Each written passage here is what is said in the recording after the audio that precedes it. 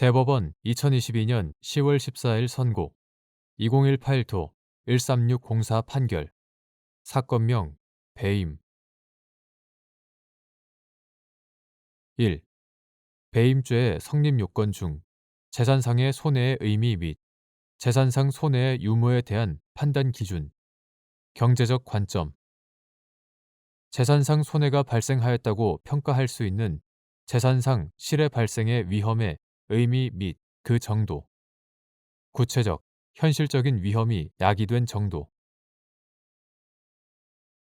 배임죄는 타인의 사물을 처리하는 자가 임무에 위배하는 행위를 하고 그러한 임무 위배 행위로 인하여 재산상의 이익을 취득하거나 제3자로 하여금 이를 취득하게 하여 본인에게 재산상의 손해를 가한 때 성립하는데 여기서 재산상의 손해에는 현실적인 손해가 발생한 경우뿐만 아니라 재산상 실해 발생의 위험을 초래한 경우도 포함되고 재산상 손해의 유무에 대한 판단은 법률적 판단에 의하지 않고 경제적 관점에서 파악하여야 한다. 그런데 재산상 손해가 발생하였다고 평가될 수 있는 재산상 실해 발생의 위험이란 본인에게 손해가 발생할 막연한 위험이 있는 것만으로는 부족하고 경제적인 관점에서 보아 본인에게 손해가 발생한 것과 같은 정도로 구체적인 위험이 있는 경우를 의미한다. 따라서 재산상 실해 발생의 위험은 구체적, 현실적인 위험이 야기된 정도에 이르러야 하고 단지 막연한 가능성이 있다는 정도로는 부족하다. 2. 도시개발법에 따라 이루어진 도시개발 사업의 시행자가 채비지로 지정된 토지에 관하여 소유권을 취득하는 시기, 환지처분 공고 다음 날, 및 당해 채비지를 매수한 자의 소유권 취득 시기, 소유권 이전 등기를 마친 때, 환지처분 전 시행자로부터 채비지를 매수한 자 또는 그 전 매수인이 자신의 매도인에 대하여 가지는 채비지에 관한 소유권 이전 등기 청구권 등의 권리의 성격, 매매 계약의 기한 채권적 청구권 및 이를 행사하기 위하여 채비지 대장에의 등재와 같은 공시 방법이 별도로 요구되는지 여부, 소극 9. 토지구획정리사업법 2000년 1월 28일 법률 제6252호로 폐지, 이하 같다. 9. 토지구획정리사업법 제57조 제4항은 토지구획정리사업의 시행자로 하여금 사업에 소요되는 비용을 충당하기 위하여 채비지로 지정한 토지를 환지처분 전에 제3자에게 사용 또는 수익하게 하거나 이를 처분할 수 있도록 규정하였는 바 채비지의 소유권 취득에 관하여 같은 법 제62조 제6항은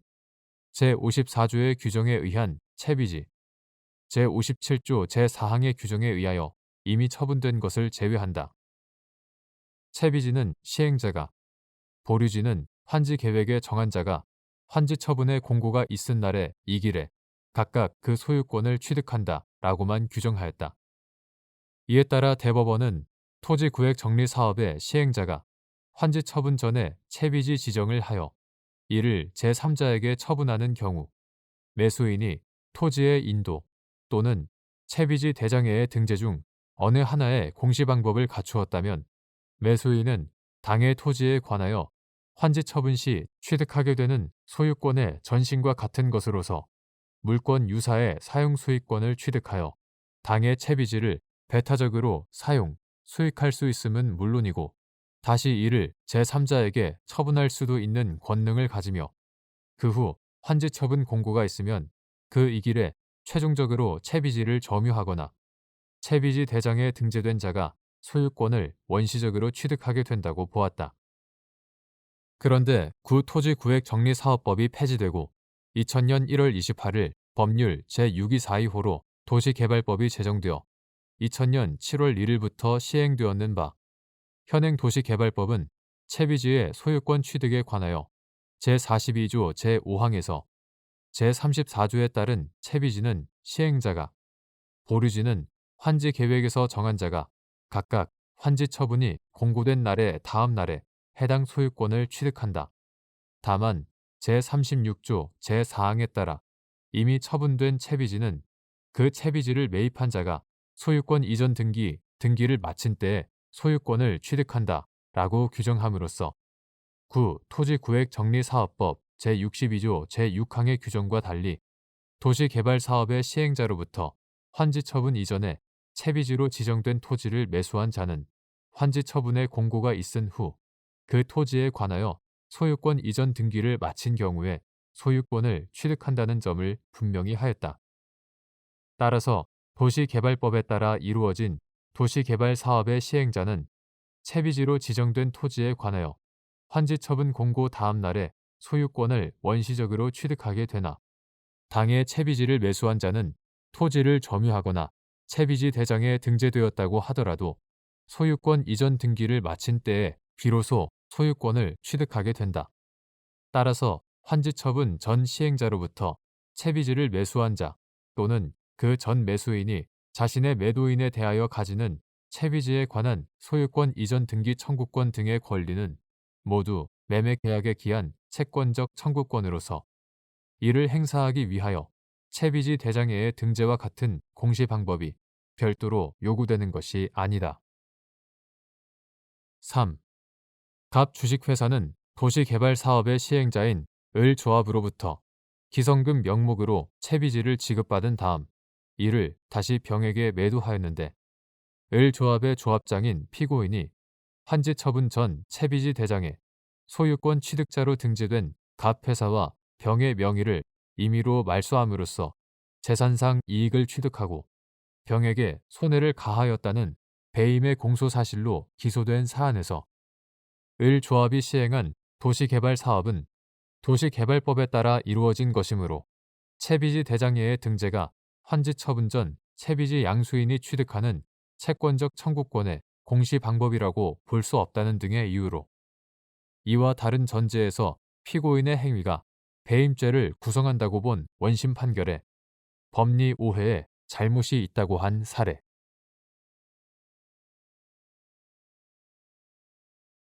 대법원 2022년 10월 14일 선고 2021도 10046 판결 사건명 의료법 위반 등 1. 의료법 제27조 제3항에서 소개, 알선, 유인하는 행위의 의미 및 의료법 제27조 제3항의 입법 취지 의료법 제27조 제3항에서 정한 영리 목적의 의미 및 이때 대가는 소개, 알선, 유인 행위에 따른 의료 행위와 관련하여 의료기관, 의료인 측으로부터 취득한 이익을 분배받는 것을 전제하는지 여부. 적극. 손해사정사가 보험금, 청구, 수령 등 보험 처리에 필요한 후유장애 진단서 발급의 편의 등 목적으로 환자에게 특정 의료기관 의료인을 소개, 알선, 유인하면서 그에 필요한 비용을 대납하여 준 후 그 환자가 수령한 보험금에서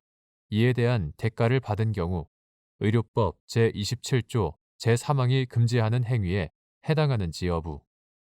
소극. 의료법 제27조 제3항은 국민건강보험법이나 의료급여법에 따른 본인 부담금을 면제하거나 할인하는 행위, 금품 등을 제공하거나 불특정 다수인에게 교통 편의를 제공하는 행위 등 영리를 목적으로 환자를 의료기관이나 의료인에게 소개, 알선, 유인하는 행위 및 이를 사주하는 행위를 금지한다. 이 조항의 소개, 알선, 유인하는 행위는 환자와 특정 의료기관, 의료인 사이의 치료 위임 계약의 성립 또는 체결에 관한 중개, 유도 또는 편의를 도모하는 행위를 의미하는 것으로 이러한 행위가 영리적으로 이루어지는 것을 금지, 처벌하는 이 조항의 입법 취지는 의료기관 주위에서 환자 유치를 둘러싸고 금품 수수 등 비리가 발생하는 것을 방지하며 의료기관 사이에 불합리한 과당 경쟁을 방지함에 있다. 이와 같은 의료법 제27조 제3항의 규정, 내용, 입법 취지와 규율의 대상을 종합하여 보면 위 조항에서 정한 영리 목적은 환자를 특정 의료기관, 의료인에게 소개, 알선, 유인하는 행위에 대한 대가로 그에 따른 재산상 이익을 취득하는 것으로 이때의 대가는 간접적, 경제적 이익까지 포함하는 것으로 볼 수 있지만 적어도 소개, 알선, 유인 행위에 따른 의료 행위와 관련하여 의료기관, 의료인 측으로부터 취득한 이익을 분배받는 것을 전제한다고 봄이 상당하다. 그러므로 손해사정사가 보험금 청구, 수령 등 보험 처리에 필요한 후유장애 진단서 발급의 편의 등 목적으로 환자에게 특정 의료기관, 의료인을 소개, 알선, 유인하면서 그에 필요한 비용을 대납하여 준 후 그 환자가 수령한 보험금에서 이에 대한 대가를 받은 경우 이는 치료 행위를 전후하여 이루어지는 진단서 발급 등 널리 의료행위 관련 계약의 성립 또는 체결과 관련한 행위이자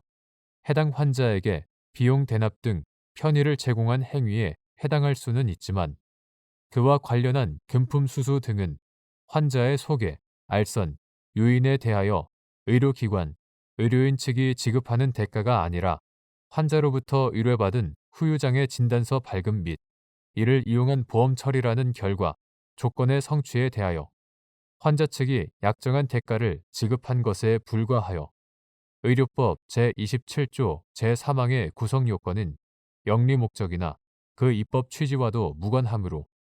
위 조항이 금지하는 행위에 해당한다고 볼 수 없다. 2. 비변호사의 법률 사무 취급을 금지하는 변호사법 제109조 제1호의 입법 취지 및 기타 일반의 법률 사건의 의미. 법률적 지식이 없거나 부족한 보험 가입자를 위하여 보험금 청구를 대리하거나 사실상 보험금 청구 사건의 처리를 주도하는 것이 기타 일반의 법률 사건에 관하여 법률 사무를 취급하는 행위로 볼 수 있는지 여부. 적극. 손해사정사가 금품을 받거나 보수를 받기로 하고 교통사고의 피해자 측을 대리 또는 대행하여 보험회사에 보험금을 청구하거나 피해자 측과 가해자가 가입한 자동차 보험회사 등과 사이에서 이루어질 손해배상액의 결정에 관하여 중재나 화해를 하도록 주선하거나 편의를 도모하는 등으로 관여하는 것이 손해사정사의 업무 범위에 속하는 손해사정에 관하여 필요한 사항인지 여부. 소극. 변호사는 기본적 인권의 옹호와 사회 정의 실현을 사명으로 하여 널리 법률 사무를 행하는 것을 직무로 하므로 변호사법은 변호사의 자격을 엄격히 제한하고 직무의 성실, 적정한 수행을 위해 필요한 규율에 따르도록 하는 등 제반의 조치를 강구하고 있는데 그러한 자격이 없고 규율에 따르지 않는 사람이 처음부터 금품, 기타 이익을 얻기 위해 타인의 법률 사건에 개입하는 것을 방치하면 당사자, 기타 이해관계인의 이익을 해하고 법률 생활의 공정, 원활한 운용을 방해하며 나아가 법질서를 문란케 할 우려가 있는 바 비변호사의 법률 사무 취급을 금지하는 변호사법 제109조 제1호는 변호사 제도를 유지함으로써 그러한 우려를 불식시키려는 취지의 규정이다. 이러한 입법 취지와 같은 법 제3조에서 일반 법률 사무를 변호사의 직무로 규정하고 있는 점을 감안하면 같은 법 제109조 제1호가 규정한 기타 일반의 법률 사건은 법률상의 권리, 의무에 관하여 다툼 또는 의문이 있거나 새로운 권리 의무 관계의 발생에 관한 사건 일반을 말하는 것이므로 법률적 지식이 없거나 부족한 보험 가입자를 위하여 보험금 청구를 대리하거나 사실상 보험금 청구 사건의 처리를 주도하는 것은 기타 일반의 법률 사건에 관하여 법률 사무를 취급하는 행위로 볼 수 있다. 한편 손해사정사는 손해 발생 사실의 확인, 보험 약관 및 관계 법규 적용의 적정 여부 판단, 손해액 및 보험금의 사정, 위 각 업무와 관련한 서류의 작성, 제출의 대행, 위 각 업무의 수행과 관련한 보험회사에 대한 의견의 진술을 그 업무로 하는 바, 보험업법 제188조 손해사정사가 그 업무를 수행함에 있어 보험회사에 손해사정 보고서를 제출하고 보험회사의 요청에 따라 그 기재 내용에 관하여 근거를 밝히고 타당성 여부에 관한 의견을 개진한 것이 필요할 경우가 있더라도 이는 어디까지나 보험사고와 관련한 손해의 조사와 손해액의 사정이라는 본래의 업무와 관련한 것에 한한 것일 뿐 여기에서 나아가 금품을 받거나 보수를 받기로 하고 교통사고의 피해자 측을 대리 또는 대행하여 보험회사에 보험금을 청구하거나 피해자 측과 가해자가 가입한 자동차 보험회사 등과 사이에서 이루어질 손해배상액의 결정에 관하여 중재나 화해를 하도록 주선하거나 편의를 도모하는 등으로 관여하는 것은 위와 같은 손해사정사의 업무 범위에 속하는 손해사정에 관하여 필요한 사항이라고 할 수 없다.